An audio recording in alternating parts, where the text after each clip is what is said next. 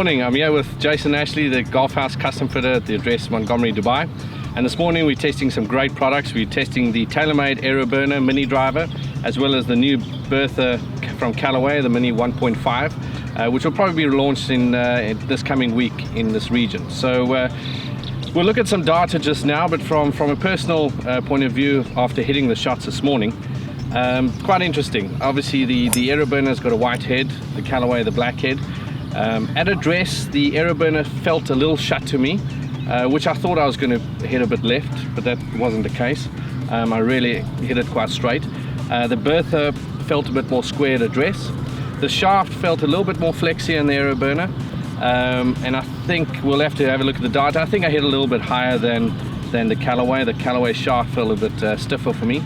And other than that, both felt really good. Easy to hit off the tee, and really easy to hit off the deck. For a bigger fairway wood, smaller driver sort of golf club, they were both really easy to hit. So from numbers point of view, Jace? Well, just looking at both of them, interestingly enough, I think there were a couple of elements which I was surprised by. The Callaway swung a little bit faster potentially through the aerodynamics. It seemed to be a little bit quicker through the air. Okay. I thought they would match up quite similar in terms of that area of it, which showed quite a substantial increase in ball speed with the Mini Big Bertha. Why would that be? Again, it's possibility due to aerodynamics. Possibility could be that the look of the driver, okay, with that one being a little bit shut, or potentially feeling shut, might not have swung it as fast as you normally would. Right. That could have been, again, it's lots of possibilities what it could be and couldn't be. Certainly a little bit more ball speed, so therefore a little bit more distance with that one. You hit that incredibly straight. Yeah, I was quite surprised. I thought that shaft might be a little bit too soft, but he hit it really straight. Both of them, I was very surprised how easily you hit them off the deck. Yeah.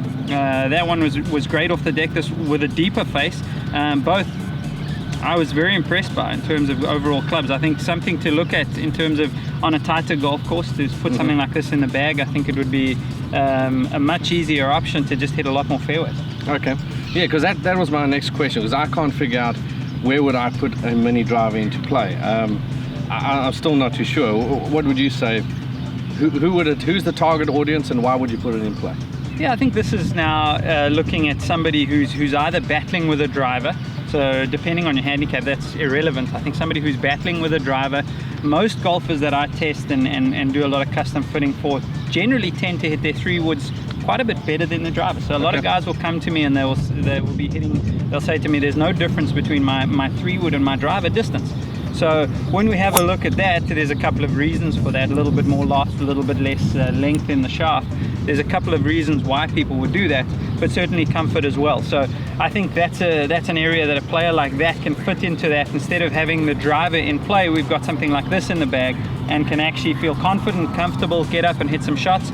And then also potentially somebody who's really a long hitter that is not hitting it very accurately, somebody would be looking at that and then potentially going and putting that in the bag to try and find more fairways. So I would say it could be a person that's battling with the driver, and then it could also be somebody who's just a long hitter who's trying to find more fairways. All right, interesting.